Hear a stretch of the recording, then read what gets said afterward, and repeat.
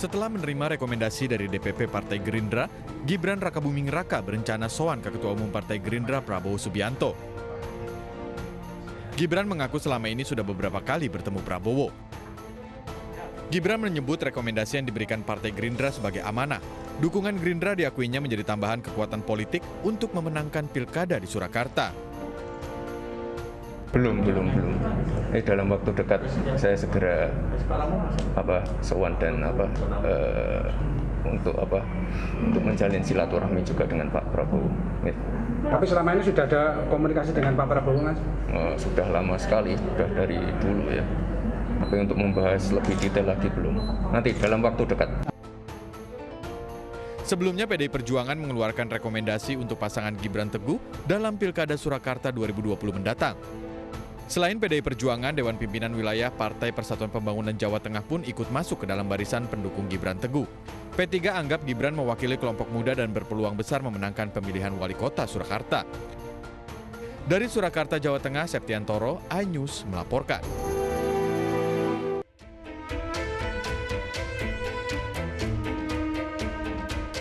Bakal calon wali kota Solo Gibran Rakabuming Raka membantah kabar yang beredar di media sosial bahwa mengajak akademisi Rocky Gerung debat terbuka. Gibran menyatakan lebih baik bekerja untuk memenangkan pilkada yang akan digelar serentak pada Desember mendatang. Gimana Mas? Ngapain debat? Daripada debat itu mendingan kerja untuk masyarakat. Oke. Nanti berangkatnya semobil sama Aduh. Ini mau diantar kalau bisa semobil ya semobil. Putra sulung Presiden Joko Widodo ini juga menyatakan siap bertarung dengan siapapun lawannya nanti di Pilkada Surakarta. Gibran bisa saja akan melawan kota kosong jika tak ada lawan yang lolos verifikasi KPUD. Saat ini pasangan jalur independen Bagio Wahyono dan FX Suparjo alias Bajo baru lolos tahap penyerahan syarat dukungan dan harus melewati beberapa tahap verifikasi lagi untuk bisa mendaftar menjadi peserta Pilkada Surakarta. Sementara Bendoro Raden Ajeng Putri Wulan Sari Dewi masih proses penjajakan dengan Partai Keadilan Sejahtera. Namun peluang cucu Pakubuwono 12 ini cukup kecil karena syarat untuk mengusung calon harus memiliki 9 kursi di DPRD. Sedangkan PKS hanya memiliki 5 kursi dan partai lain yang bisa diajak koalisi banyak yang sudah merapat ke barisan Gibran Teguh. Selain Bendoro Raden Ajeng Putri Wulan, muncul juga nama Bendoro Raden Mas Suryo Sailendra Supomo yang merupakan cucu Raja Keraton Kasunanan Surakarta Pakubuwono 12. Sama seperti Putri Wulansari, Sailendra belum ada kendaraan politik dan masih menjalin komunikasi dengan sejumlah pihak. Sailendra merupakan putra dari Gusti Kanjeng Ratu Ayu Kus Indriah yang saat ini menjadi anggota Dewan Pertimbangan Daerah Republik Indonesia. Tim Liputan iNews melaporkan.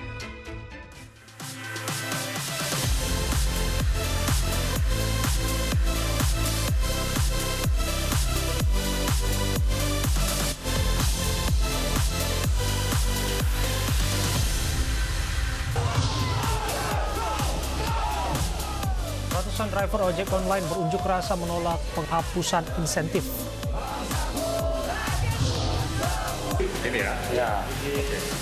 Hadi Pranoto akan melaporkan balik Cyber Indonesia yang menuduhnya telah berbohong.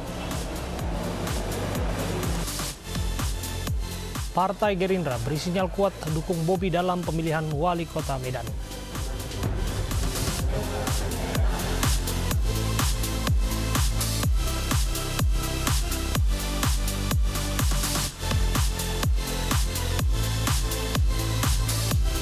Selamat sore, demikian tadi berita pilihan iNews Sore yang akan menemani selama 2 jam ke depan. Bersama saya Kutsia Firdausi. Dan saya Abraham Silaban. Kita awali ini sore hari ini dengan informasi Kejaksaan Agung yang menempatkan terpidana kasus korupsi hak tagih Bank Bali, Joko Chandra di Rutan Salemba, Cabang Bareskrim.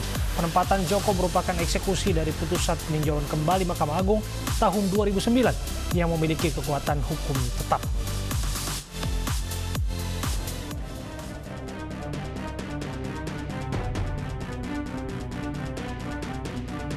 Kejaksaan Agung menegaskan penempatan terpidana kasus korupsi hak tagih Bank Bali Joko Chandra di Rutan Salemba Cabang Bareskrim Polri sudah dilakukan sesuai prosedur. Penempatan Joko di Rutan Cabang Salemba Bareskrim Polri ini merupakan eksekusi dari putusan peninjauan kembali Mahkamah Agung tahun 2009 yang memiliki kekuatan hukum tetap. Dalam putusan tersebut, Joko Sugiarto Chandra dijatuhi hukuman 2 tahun penjara dan kewajiban membayar denda sebanyak 15 juta rupiah karena terbukti bersalah telah melakukan tindak pidana korupsi dalam pengalihan hak tagih utang atau cesi Bank Bali. Jadi kami ulangi, tugas jaksa dalam hal ini adalah eksekusi terhadap putusan peninjauan kembali nomor 12 tahun 2009. Jadi tidak ada istilah penahanan, ya. Jadi eksekusi. Kalaupun ada yang berpendapat bahwa putusan itu tidak memenuhi syarat ketentuan di dalam pasal 197 ayat 2, maka ranahnya menjadi berbeda. Sebelumnya Bareskrim Polri menyerahkan narapidana kasus pengalihan hak tagih Bank Bali Joko Chandra ke Kejaksaan Agung 31 Juli lalu. Joko Sugierto Chandra telah menempati sel di Rutan Salemba cabang Bareskrim Polri setelah polisi menangkap Joko Chandra di Malaysia pada 30 Juli lalu. Penempatan ini dikatakan hanya sementara untuk kepentingan penyelidikan tim Bareskrim Polri dalam kasus surat jalan, sementara nantinya Joko Chandra akan dipindahkan ke Rutan Salemba. Saat ini yang bersangkutan dititipkan di Rutan cabang Salemba yang ada di Mabes Polri. Ini juga tentunya memudahkan bagi Bareskrim Polri untuk melanjutkan penyelidikan dan pemeriksaan lebih lanjut terhadap saudara Joko Chandra. Tak hanya Joko Chandra, mantan pejabat Bareskrim Polri Brigjen Prasetyo Utomo juga ditahan. Prasetyo dan Joko Chandra ditempatkan di sel berbeda. Dari Jakarta, tim liputan iNews melaporkan.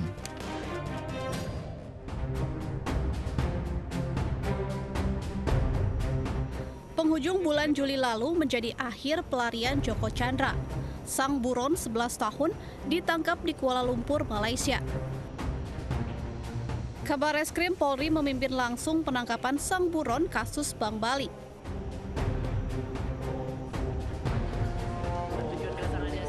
Penangkapan Joko Chandra bersamaan dengan penetapan status tersangka sang pengacara Anita Kolopaking.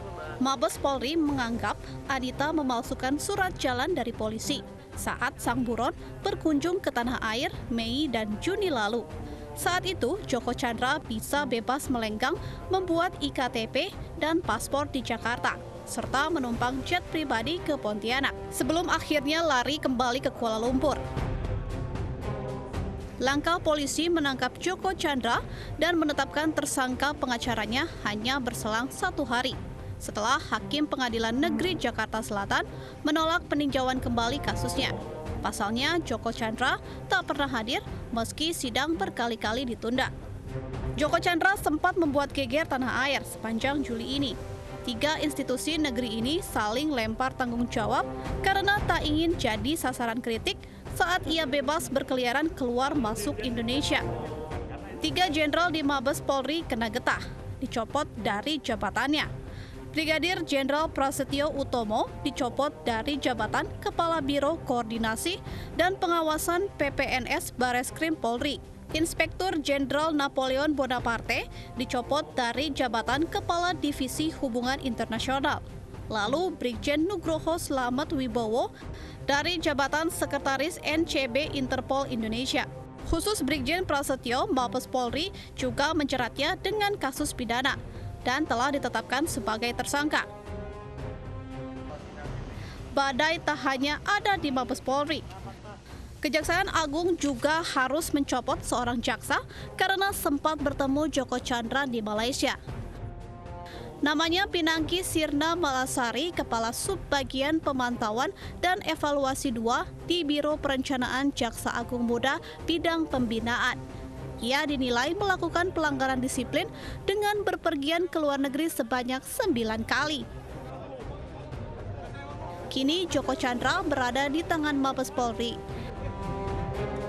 Ia harus mempertanggungjawabkan vonis Mahkamah Agung 2 tahun penjara di tahun 2009. Tim Liputan iNews melaporkan. Ratusan driver ojek online menggeruduk kantor DPRD Kota Medan. Dalam aksinya mereka menuntut insentif agar tidak dihapus. Sementara itu ratusan driver ojek online juga menggelar aksi di depan kantor penyedia jasa transportasi online di Medan, Polonia, Sumatera Utara.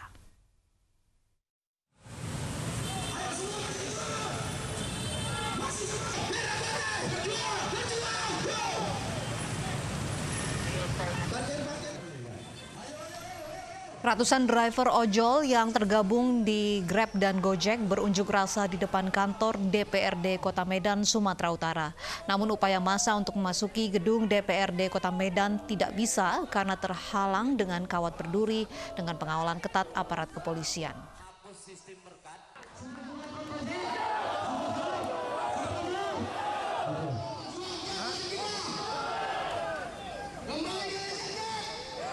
Dalam orasinya, massa menyatakan kecewa dengan pemutusan sepihak oleh manajemen tanpa alasan yang jelas. Mereka juga menuntut agar insentif kembali diberikan.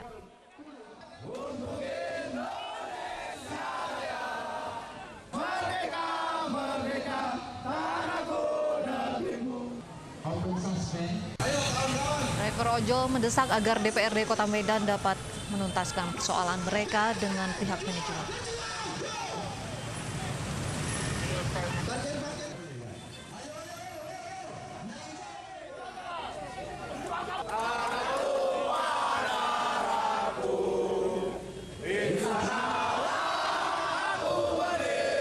Setelah setengah jam berorasi, massa driver ojol akhirnya ditemui seorang anggota DPRD Kota Medan untuk berdiskusi.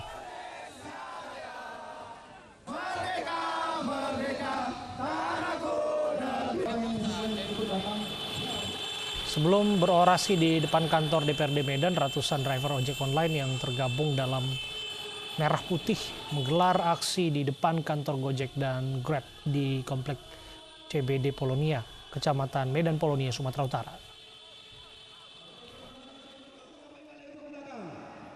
Para driver ojol berorasi menuntut dihapusnya program berkat dan membuka suspend serta mengembalikan insentif. Sementara itu, pihak penyedia jasa transportasi online mengaku bahwa manajemen telah melakukan mediasi dengan perwakilan driver ojol.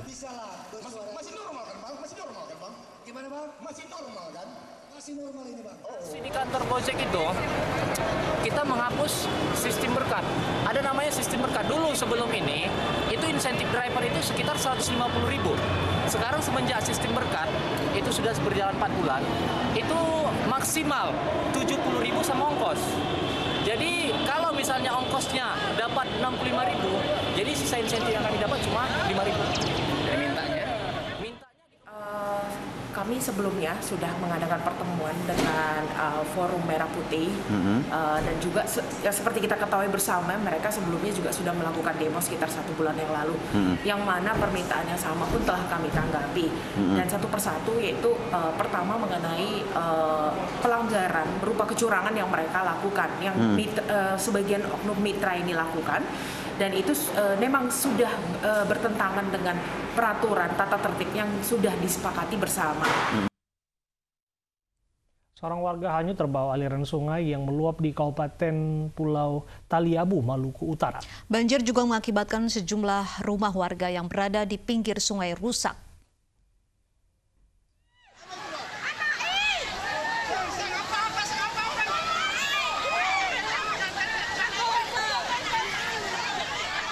Video amatir merekam detik-detik seorang warga di Desa Pencado, Kecamatan Taliabu Selatan, Kabupaten Pulau Taliabu, Maluku Utara, hanyut terbawa derasnya aliran sungai yang meluap. Beruntung warga tersebut berhasil selamat. Meluapnya aliran sungai juga mengakibatkan rumah warga yang berada di bantaran sungai rusak. Hujan yang terus mengguyur kawasan ini membuat sejumlah sungai meluap karena tak mampu menampung debit air hujan. Akibatnya 1.359 rumah di 5 kecamatan terendam banjir setinggi 1 hingga 2 meter. Sementara jembatan darurat penghubung Desa Pencado, Desa Maluli hanyut diterjang luapan air sungai. Hingga saat ini Badan Penanggulangan Bencana Daerah Kabupaten Pulau Taliabu belum bisa menyalurkan bantuan karena terkendala jalur penghubung yang putus akibat banjir.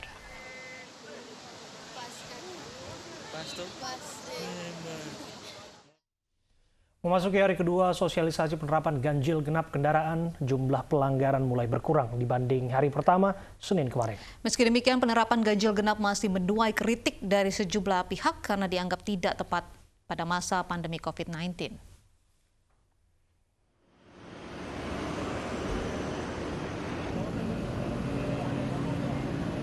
Di kawasan Bundaran HI, Jakarta, sosialisasi penerapan ganjil genap terus digencarkan polisi lalu lintas. Masa sosialisasi penerapan ganjil genap kendaraan di hari kedua ini, jumlah pelanggar yakni kendaraan yang plat nomornya tidak sesuai mulai berkurang dibandingkan Senin kemarin. Selama 3 hari masa sosialisasi yang berlangsung hingga Rabu besok, pelanggar hanya diberi teguran. Sedangkan mulai Kamis, pelanggar akan dikenai sanksi tilang. Sementara itu, penerapan ganjil genap mendapat kritik dari sejumlah pihak karena dianggap tidak tepat saat masa pandemi corona. DKI Jakarta sudah melakukan pengaturan sesuai Pergub 51 bahwa selama masa transisi, warga ataupun orang yang bekerja itu diatur waktunya. Tujuannya tentu agar tidak terjadi kepadatan, baik itu di perkantoran, di pusat-pusat kegiatan. Kan jika ramai-ramai bekerja, waktu istirahatnya juga bersama-sama, tentu itu akan terjadi kepadatan di kantin, di mana tempat makan dan seterusnya. Oleh kebijakan ganjil genap saat ini sangat mengganggu ya, tidak berdampak yang baik kepada masyarakat, malah cenderung menyusahkan karena dalam suasana COVID yang sudah berbulan-bulan ini, masyarakat secara ekonomi kan sudah sangat rentan. Mereka butuh hidup, mereka butuh melanjutkan usahanya, dan mereka juga punya karyawan yang banyak. Dan tidak semua mempunyai mobil yang ada ganjil genapnya. Artinya kalau kita membatasi mereka bergerak, mobilitas mereka kita kurangi, ini secara ekonomi sangat-sangat tidak baik. Dan PT Transjakarta menambah armada dan mempersingkat kedatangan antar bus saat jam penerapan ganjil genap kendaraan. Langkah diambil untuk mengantisipasi penumpukan penumpang dan antrean di dalam halte.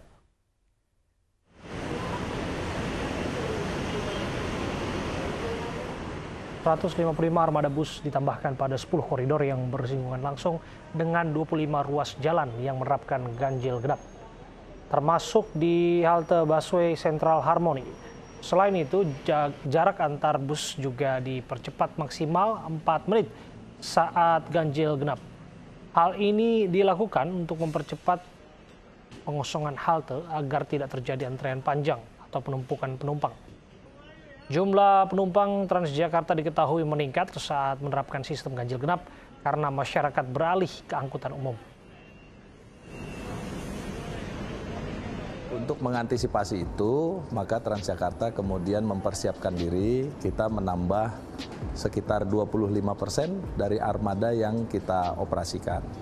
Nah, tadinya berbanding dengan bulan Juli, itu bulan Agustus kita merencanakan di 13 koridor itu 751 armada. Tapi dengan adanya pemberlakuan ganjil genap ini, maka yang menjadi fokus perhatian kita adalah di 10 koridor yang memang bersinggungan langsung dengan kebijakan. Berbeda dengan moda Transjakarta, kereta komuter lain tidak terjadi peningkatan penumpang yang signifikan. Penumpang di sejumlah stasiun terpantau masih normal.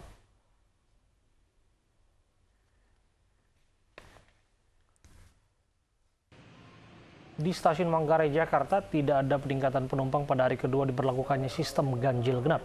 Aktivitas penumpang di stasiun Manggarai terbilang normal. Menurut PT Kereta Komuter Line Indonesia, kenaikan hanya terjadi di stasiun Bogor sebanyak 6%. Meski demikian, untuk mengantisipasi peningkatan jumlah penumpang, PT KCI telah menaikkan jumlah perjalanan menjadi 971, terutama pada jam ganjil genap.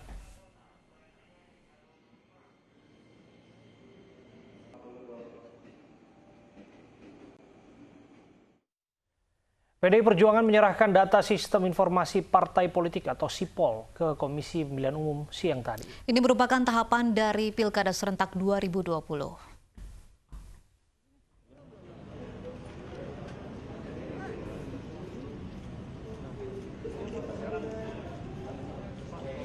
Penyerahan SIPOL dilakukan langsung oleh Sekjen PDI Perjuangan Hasto Kristianto kepada Ketua KPU RI Arief Budiman.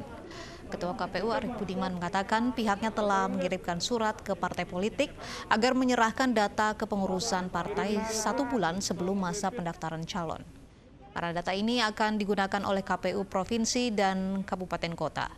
Hingga saat ini sudah ada 2 partai politik yakni Demokrat dan PDI Perjuangan yang telah menyerahkan data sipol. Sangat memudahkan seluruh partai politik.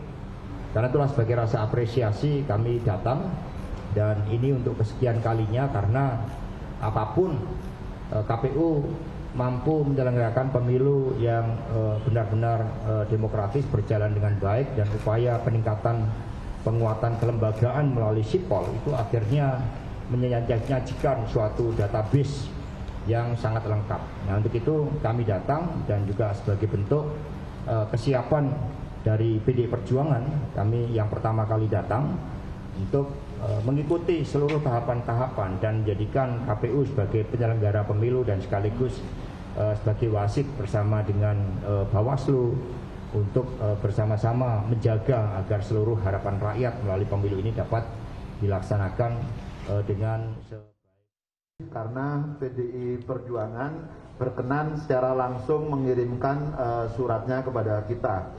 Saya pikir ini penting sebagai bagian dari komunikasi silaturahim antara penyelenggara dan peserta pemilu. Nah, mudah-mudahan ini juga menjadi pesan penting gitu ya kepada partai politik yang belum menyampaikan daftar kepengurusannya bisa segera disampaikan, sehingga nanti ketika tiba masa pencalonan semua dokumen yang harus sudah diterima oleh penyelenggara pemilu itu bisa diterima dengan baik.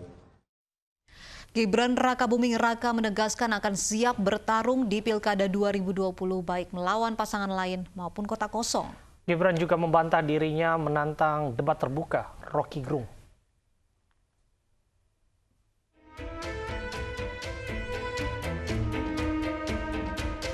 Bakal calon wali kota Solo Gibran Rakabuming Raka membantah kabar yang beredar di media sosial bahwa mengajak akademisi Rocky Gerung debat terbuka. Gibran menyatakan lebih baik bekerja untuk memenangkan pilkada yang akan digelar serentak pada Desember mendatang. Gimana rasanya? Ngapain debat? Daripada debat itu mendingan kerja untuk masyarakat. Nanti berangkatnya semobil sama Aduh. Ini mau kalau bisa semobil ya semobil. Putra sulung Presiden Joko Widodo ini juga menyatakan siap bertarung dengan siapapun lawannya nanti di Pilkada Surakarta. Gibran bisa saja akan melawan kota kosong jika tak ada lawan yang lolos verifikasi KPUD. Saat ini pasangan jalur independen Bagio Wahyono dan FX Suparjo alias Bajo baru lolos tahap penyerahan syarat dukungan dan harus melewati beberapa tahap verifikasi lagi untuk bisa mendaftar menjadi peserta Pilkada Surakarta. Sementara Bendoro Raden Ajeng Putri Wulan Sari Dewi masih proses penjajakan dengan Partai Keadilan Sejahtera. Namun peluang cucu Pakubuwono 12 ini cukup kecil karena syarat untuk mengusung calon harus memiliki 9 kursi di DPRD. Sedangkan PKS hanya memiliki 5 kursi dan partai lain yang bisa diajak koalisi banyak yang sudah merapat ke barisan Gibran Teguh. Selain Bendoro Raden Ajeng Putri Wulan, muncul juga nama Bendoro Raden Mas Suryo Sailendra Supomo yang merupakan cucu Raja Keraton Kasunanan Surakarta Pakubuwono 12. Sama seperti Putri Wulansari, Sailendra belum ada kendaraan politik dan masih menjalin komunikasi dengan sejumlah pihak. Sailendra merupakan putra dari Gusti Kanjeng Ratu Ayu Kus Indriah yang saat ini menjadi anggota Dewan Pertimbangan Daerah Republik Indonesia. Tim Liputan iNews melaporkan.